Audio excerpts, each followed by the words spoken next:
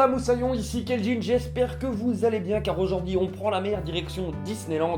Il était une fois Pirates des Caraïbes, la vengeance de Salazar, de Joachim Ronning et Espen Sandberg, et on va voir que même si les morts ne racontent pas d'histoire, c'est quand même pas une raison pour raconter tout et n'importe quoi quand on est en vie.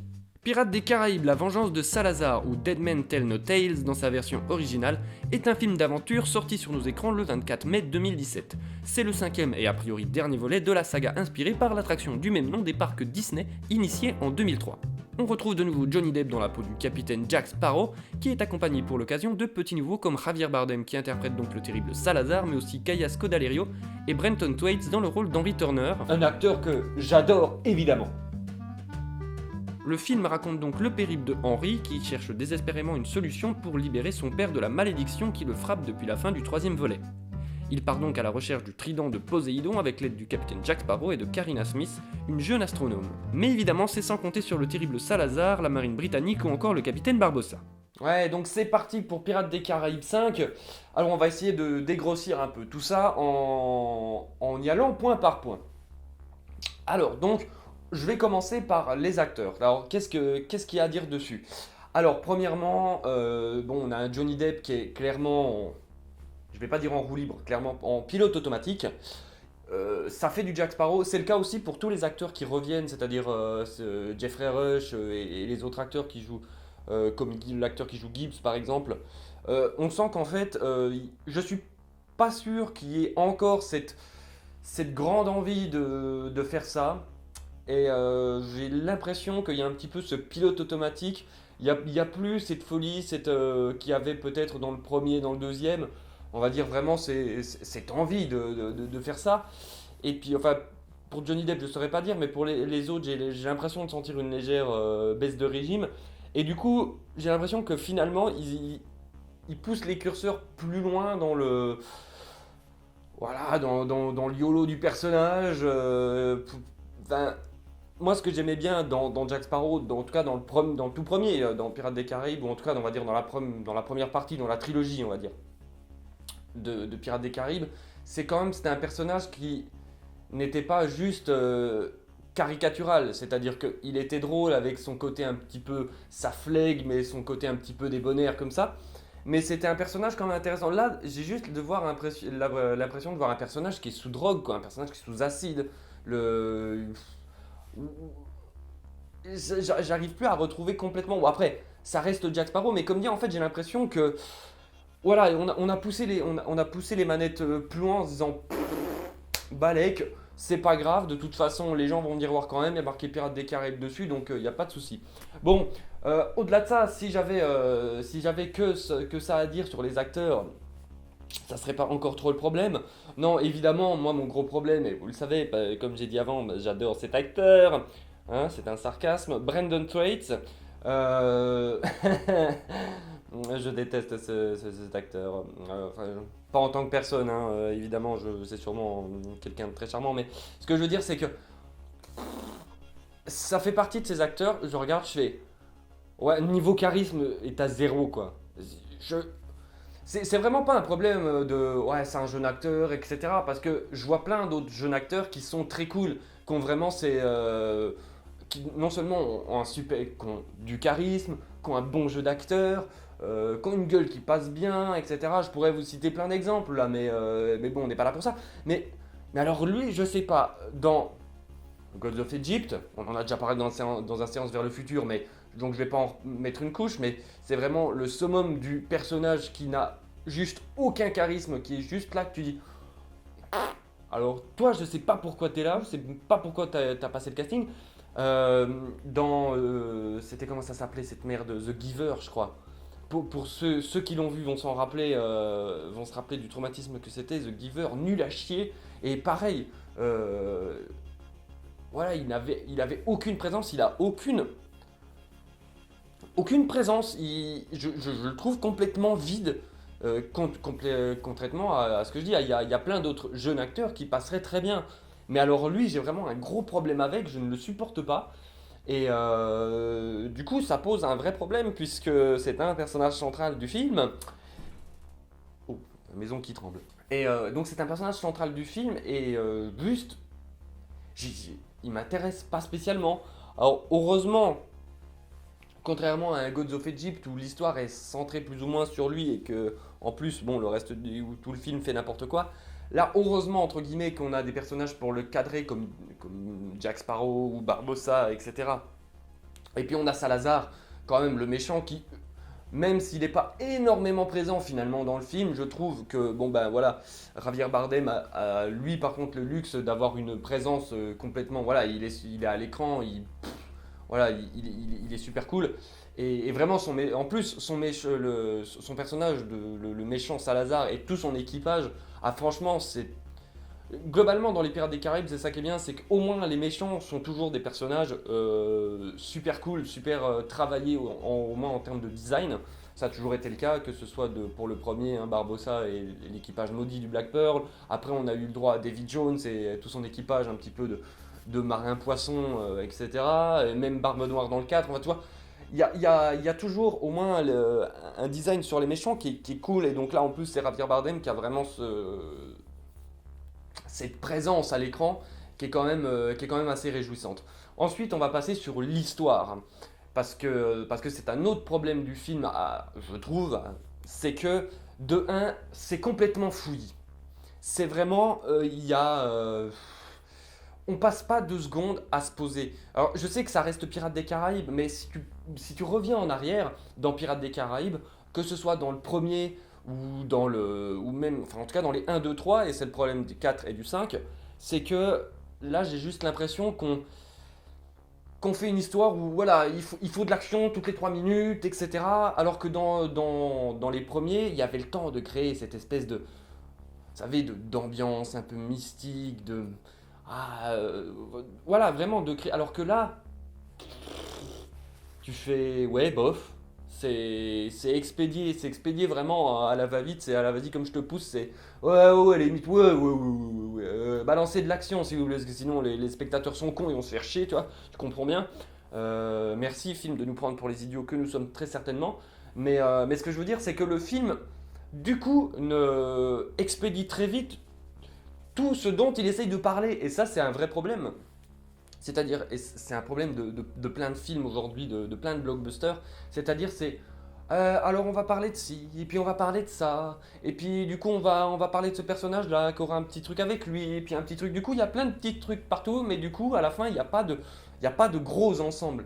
Et ça me fait penser du coup à Arthur la semaine dernière, et je disais oui c'est très con, mais au moins le scénario est simple, mais au moins dans Arthur, il n'y a pas tout un tas de personnages qui. Alors on va essayer de creuser un petit peu ses relations pour voir. Et lui, non, c'est Arthur contre Voltigern, et on a bien présenté ces personnages-là, et les autres sont des personnages. On cherche pas trop à les creuser, c'est des personnages satellites qui viennent, on va dire, créer de l'histoire, qui viennent remplir l'histoire, mais on ne cherche pas trop à. Voilà, on fait pas des micro-histoires dans l'histoire pour essayer de dire oui, alors vous voyez, on a essayé un petit peu de travailler l'histoire du personnage. On s'en branle, on s'en branle. Nous, ce qu'on veut voir, c'est Arthur avec l'épée qui fight Voltigern, et puis ils font des scènes d'action, etc.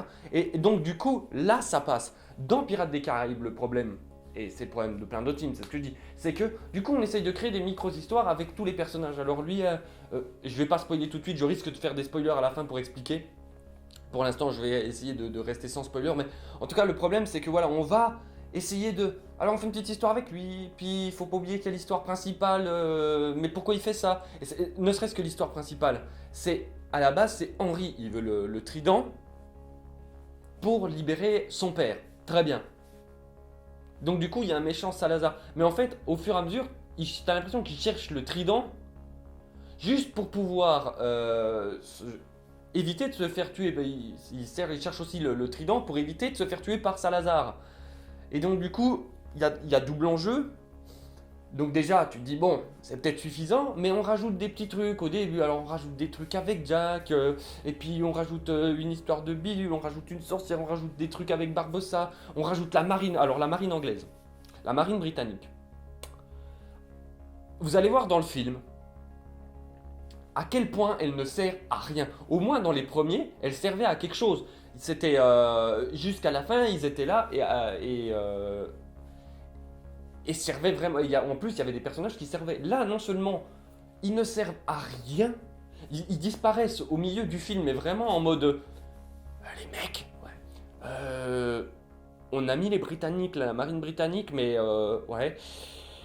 Mais maintenant, faudrait s'en débarrasser. Hein, on aurait dû juste pas les faire suivre les personnages il y a 10 minutes. Ouais, alors on fait quoi?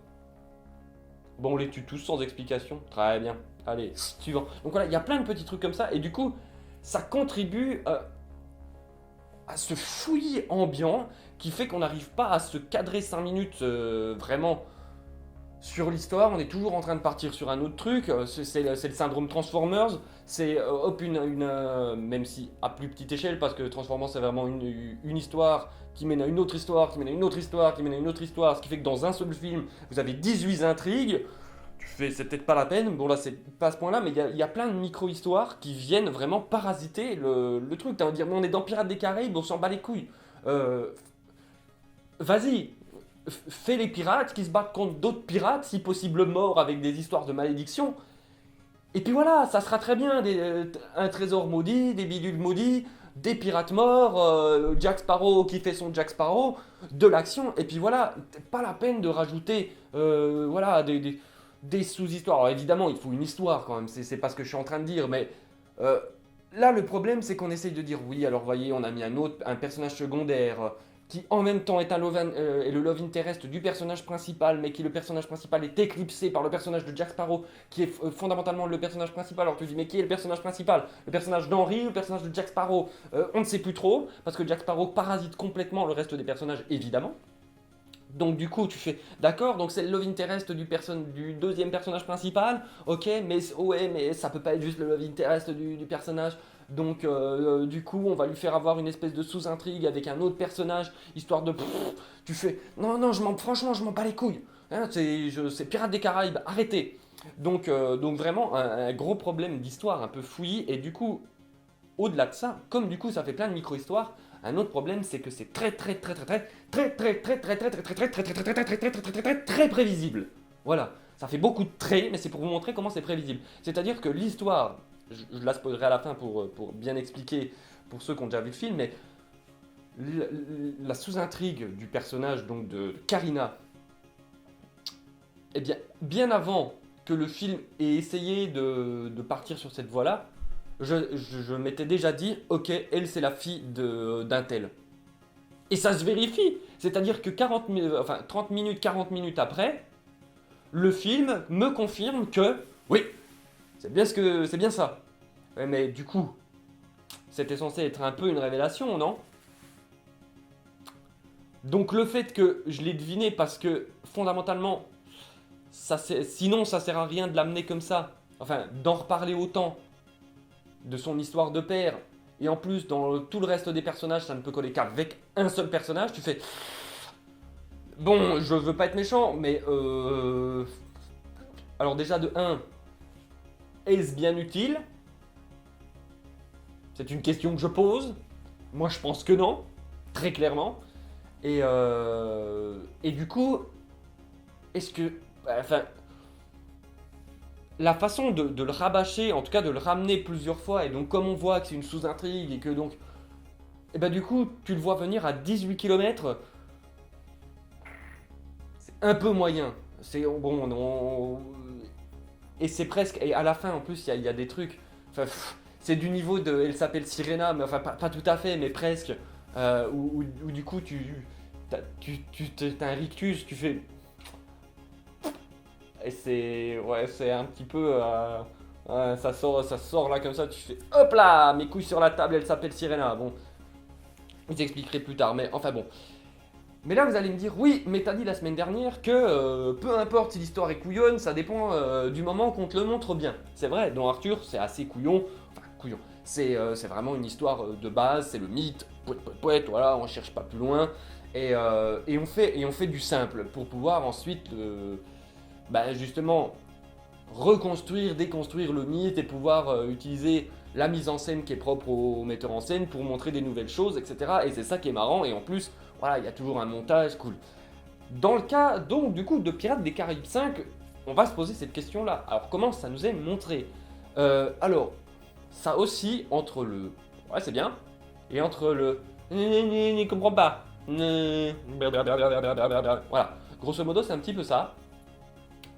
Tant qu'on n'est pas dans des grosses scènes d'action, il y a des scènes relativement jolies. Il y a certains trucs qu'on n'avait pas spécialement vus jusque-là en termes de mise en scène dans les Pirates des Caraïbes, donc ça rapporte un petit peu de fraîcheur sur la mise en scène, donc ça c'est plutôt pas mal. Mais par contre, moi j'ai des gros problèmes dès qu'on arrive aux scènes d'action. C'est-à-dire que les scènes d'action, comme d'hab, ils savent pas faire des plans autrement que des scènes d'action autrement que sur du plan serré où tu comprends que dalle alors qu'il y a plein de personnages dans le jeu qui sont censés être dans le cadre, mais du coup tu comprends rien. Hein. Donc du coup, il n'y a pas de... En fait, moi ce qui m'a toujours bloqué dans Pirates des Caraïbes, et à la limite peut-être qu'il y avait un petit peu dans le 2 et le 3, c'est ce manque clair de souffle épique. C'est-à-dire que c'est censé, on parle quand même de malédiction dans les mers avec des pirates et tout, des gros navires. Il y a moyen de faire des putains de scènes avec des trucs de ouf. Et finalement, la mise en scène dans ces films est relativement plan-plan. C'est-à-dire que c'est pas nul, c'est pas filmé avec le cul, c'est pas ce que je veux dire, mais enfin, vous voyez, il y a pas de souffle épique, il n'y a pas un truc qui vous emporte et qui fait waouh, cool, tu vois, y a pas de mise en scène à la Seigneur des Anneaux, vous voyez ce que je veux dire, avec des putains de plans qui vous transportent. Dans Pirates des Caraïbes, c'est relativement plan-plan, même si, comme je dis, dans le 2 et surtout dans le 3, à la fin, sur le climax du 3, où on s'est dit, bon, quand même, bon là, c'est le climax de limite toute une trilogie, bon, on va quand même se sortir les doigts. Mais là, du coup, j'ai toujours l'impression que, bon, on fait le taf, et puis voilà, quoi. Mais il y a pas plus d'idées que ça. Et même, je dirais, alors il y a une scène. Il y a une scène qui se passe dans le noir, dans un orage, comme d'hab, comme limite dans tous les Pirates des Caraïbes. Et, euh, et vous avez à un moment donné, donc, bon, ça se fight sur le bateau, vous avez deux bateaux, donc il y a le Black Pearl et le bateau de Salazar, qui sont côte à côte, qui se fight, etc. Donc vous avez les pirates qui sont sur le Black Pearl, qui se battent. Donc déjà ça, on comprend pas tout. Mais ensuite, ce qui est horrible, c'est que en fait, Jack Sparrow en fait, est sur le côté du bateau, sur les canons, et il se bat contre Salazar. Enfin, il se bat à la Jack Sparrow. Hein. C'est-à-dire qu'il court et il fait avec des grimaces pendant que Salazar essaie de l'attraper. Et en fait, cette scène-là, elle est horrible parce que. Et pourtant, je ne l'ai pas vue en 3D. Hein. En 3D, ça doit être horrible parce qu'avec les lunettes 3D qui obscurcissent encore le truc, encore plus, ça doit être encore plus dégueulasse. Mais en fait, déjà, il y a trop de cuts. C'est-à-dire que toutes les scènes sont trop rapides, on n'a pas le temps vraiment de voir. Et en fait, c'est surtout un problème parce qu'en fait, c'est trop sombre. Donc, du coup, les scènes sont trop sombres, on ne voit pas trop ce qu'il y a à l'image. Et comme les scènes sont généralement trop rapides, il y a trop de cuts, à un moment donné, j'ai fait j'arrive pas à voir où vous êtes, j'arrive pas à voir ce que vous faites, j'arrive pas à voir qui fait quoi, ni qui et où. Et globalement, je vois rien. Je vois rien. Alors, comme d'habitude, dans ce genre de scène, vous savez, il y a toujours des éclairs souvent pour mettre un coup de lumière. Mais finalement, dans le 2 et le 3, en tout cas dans le 3, à la fin, il y avait déjà ce genre de choses. Sauf que on voyait, c'était des plans amples avec pas trop de cuts. Là, Là, je comprends pas pourquoi ils ont fait ça, parce que très clairement, cette scène-là, en fait, toute cette partie de cette scène-là où vous avez Jack qui est sur les canons avec Salazar qui le suit, je suis là, je fais, moi, je comprends rien de ce qui se passe. C'est vraiment ça, ça c'est clairement un problème dans ce film, et peut-être parce que les réalisateurs n'ont pas beaucoup d'expérience dans les gros films comme ça, parce qu'à la base, ils font des choses quand même. Bon, ils n'ont pas énormément de films, puis c'est surtout ils sont suédois ou norvégiens, je sais plus. Enfin, ils viennent du nord là-haut. Et ils ont fait Kon-Tiki il y a quelques années qui avait été nominé aux Oscars pour meilleur film étranger, si je dis pas de conneries. Et du coup, je sens bien que quelque part il y a une forme un petit peu de. On n'est pas encore à l'aise. Et ça se sent, parce que quand c'est des plans de jour d'action, ça va, même quand il y a du cut. Mais parce que quand c'est 2 jours, ils arrivent à faire des plans très colorés et qui sont souvent très jolis en termes de design. Pas spécialement super en termes de mise en scène parce que comme je dis, bon, voilà, c'est assez. plan-plan, c'est pas très très original. Mais par contre, les plans de nuit, très franchement, au niveau de l'éclairage, en tout cas, moi je pense que ça vient en partie de l'éclairage. C'est que ben on voit pas grand chose et donc du coup si tu surcut en plus quelque chose que tu vois pas encore, si c'est un espèce de plan séquence et que c'est un mal éclairé, t'arrives, enfin voilà, si pas forcément un plan séquence, mais quand c'est des séquences qui sont relativement longues avant qu'il y ait des cuts, t'arrives à comprendre ce qui se passe. Mais là, les plans sont très courts et donc du coup ça fait un fouillis monstrueux dans la scène. Enfin voilà. Dernier point sur lequel je voulais venir, c'est la musique. C'est plus Hans Zimmer qui est aux commandes. C'est du recyclage, mais vraiment du bon gros recyclage.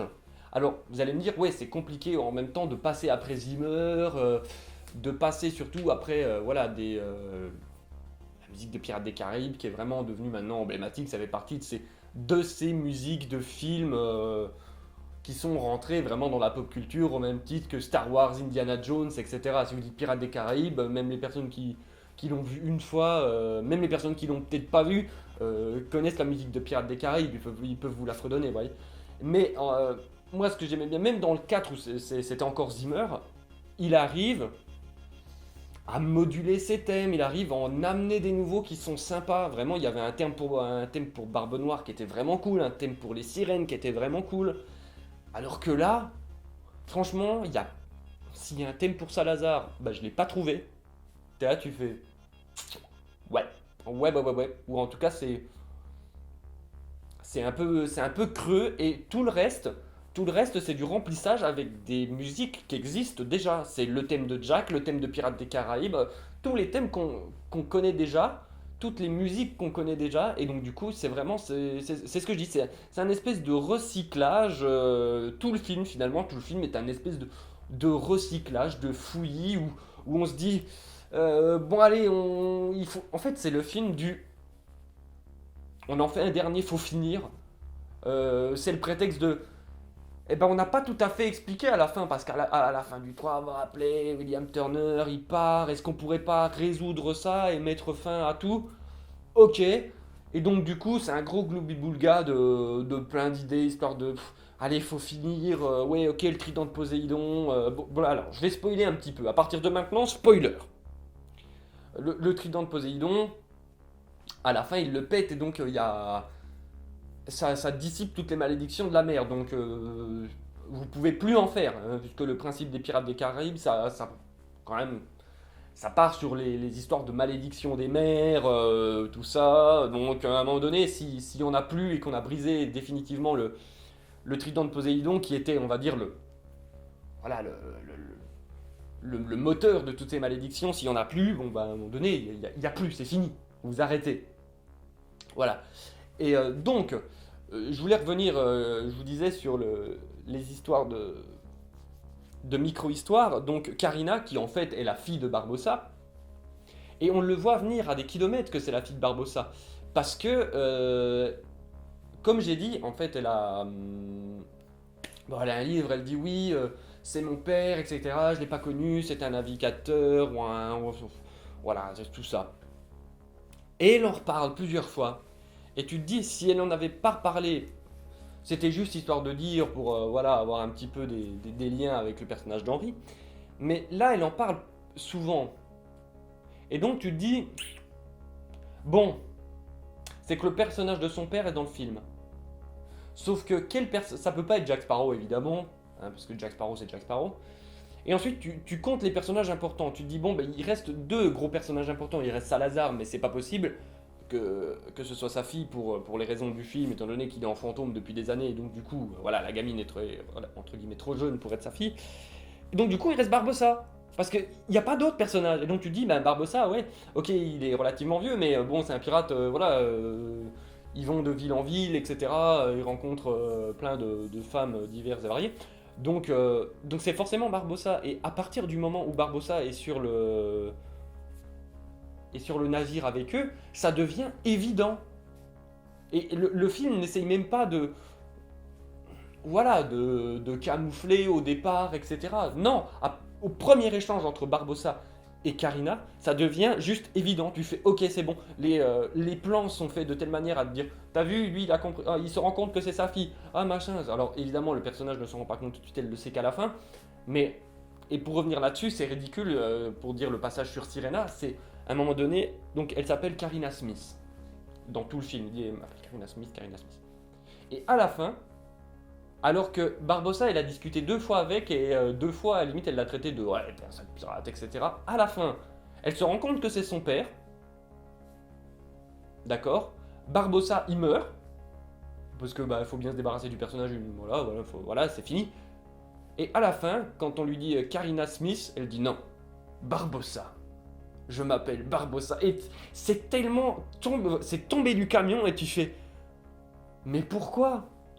Enfin, tu as discuté 2 fois avec, tu t'es engueulé avec parce que tu lui as dit que c'était qu'un sale pirate, etc. Il vient te sauver à la fin, tu te rends compte que c'est ton père et sous prétexte qu'il meurt, ça y est. C'est le modèle, c'est mon père, putain, oh, respecte, putain.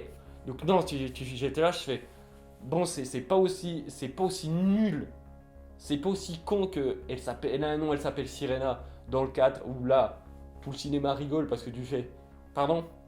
Pardon, c'est Barbie Sirène, Barbie Sirena, enfin, à un moment donné, qui a fait le nom, enfin, qui a traduit, mais c'est quand même relativement ridicule. Donc du coup, il y a tous ces problèmes de. Au début, le tout début, vous avez Jack qui braque une banque. Et le coffre, ils le disent au début, fait 1 tonne. Donc déjà, c'est un bon coffre, tu vois. C'est pas un petit coffrinet, c'est pas un coffre de PD, tu vois, c'est un coffre. Un putain de coffre, t'as un coffre de bonhomme. Et donc du coup, derrière, en fait, ils ont attaché, sans que les autres s'en rendent compte, hein, sans que les mecs de la banque s'en rendent compte, ils ont attaché des cordes sur le coffre à des chevaux. Mais il n'y a pas un attelage de 50 chevaux, hein. Ils sont 6 ou 8 maximum les chevaux. Et en fait, du coup, les chevaux tirent, ils amènent le coffre, donc déjà 6 chevaux. Bon, je suis pas un expert en cheval, je sais pas si 6 chevaux comme ça, 6-8 chevaux en attelage comme ça, pourraient tirer un truc d'1 tonne. Moi perso, je suis pas persuadé, mais en plus, du coffre, ils amènent tout le bâtiment avec, c'est-à-dire qu'en fait, le coffre tape sur le mur et ça fait bouger le bâtiment avec. Et du coup, tu fais. Alors, soit. Bon, déjà, ils tirent le coffre d'1 tonne, les chevaux, puis ils courent, hein, les chevaux, c'est pas genre. Non, ça galope, ça y va, quoi. Ça galope à travers toute la ville, et ils tirent derrière tout le bâtiment, toute la banque avec eux, et tu fais. Et ça fait un quart d'heure que le film a commencé, hein, et tu fais. Mais c'est pas. Et en plus, la banque, limite, des fois, les chevaux tournent dans la rue, et la banque, elle fait. Ouais, je vous suis, les potes, pas de soucis. C'est un bâtiment. C'est un bâtiment, ça n'a pas de roue, ça n'a pas de direction. Je veux dire, à un moment donné, si vous tournez avec le mouvement, hein, ça va se taper. Non, non, non, non, non, ça continue. Enfin, voilà, c'est. Alors vous allez me dire, oui, c'est Pirates des Caraïbes, c'est gros. Ouais, mais à un moment donné, il faut être un minimum crédible, quoi. Enfin, je veux dire, les pouvoirs, les chevaux n'ont pas de super pouvoir, ils peuvent pas tirer un coffre d'1 tonne. C'est surtout qu'ils le disent. Ils le disent que le coffre fait 1 tonne. Et tu fais. Du coup, moi, dans ma tête, je suis là, mais pendant toute la scène, je fais. Mais les chevaux, ils sont sous stéroïdes, c'est pas possible. Encore, il y aurait genre 30-40 chevaux, tu fais. Pourquoi pas? Bon, enfin voilà, bref, tout ça pour dire que Pirates des Caraïbes 5, globalement, bon, c'est pas nul. Hein, ça serait quand même assez malhonnête de dire que c'est totalement nul, mais c'est pas bien pour autant. C'est. Ouais, ça fait partie des films. C'est. Clairement, faut pas. C'est bien qu'il s'arrête. Voilà, à un moment donné, faut savoir s'arrêter. Donc là, à un moment donné, stop, Pirates des Caraïbes. Voilà, c'est fini. Vous pouvez pas aller plus loin. C'est terminé, arrêtez. Voilà. Et ça sera plus ou moins bien. Donc, de toute façon, peu importe ce que je dis, ceux qui veulent absolument aller le voir vont aller le voir de toute façon. Mais ceux qui sont mitigés, voilà, ce que je dis, c'est que fondamentalement, c'est pas non plus.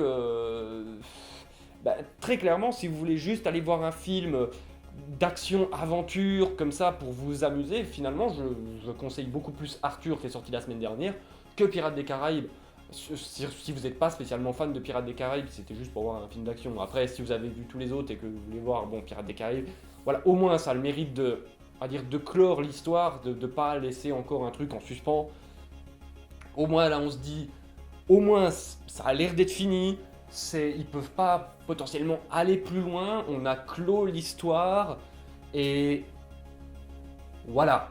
Au moins on reste pas en suspens sur le 4 qui était quand même clairement pas terrible. Finalement là on se dit, ça clôt, le 5 vient terminer ce qui était passé dans le 3. Donc limite t'as envie de dire, bon bah vous auriez dû faire ça et pas vous auriez dû faire directement ça comme Pirates des Caraïbes 4 et terminer là-dessus, plutôt que de se taper un Pirates des Caraïbes 4 qui était, faut quand même pas l'oublier, qui était quand même relativement mauvais. Et voilà, sur ce, il était une fois la vie, c'est terminé pour aujourd'hui. Donc, comme d'habitude, les réseaux sociaux, vous commencez à avoir l'habitude, Facebook Sens Critique, la chaîne YouTube, vous abonner, pensez à vous abonner, ça c'est cool. Surtout, si la vidéo vous a plu, n'hésitez pas surtout à la partager et pensez à mettre des petits pouces bleus, ça c'est super cool. Et puis voilà, là vous retrouvez les autres vidéos de la chaîne. Voilà, sur ce, je vous fais des bisous, je vous dis à bientôt, portez-vous bien. Et voilà.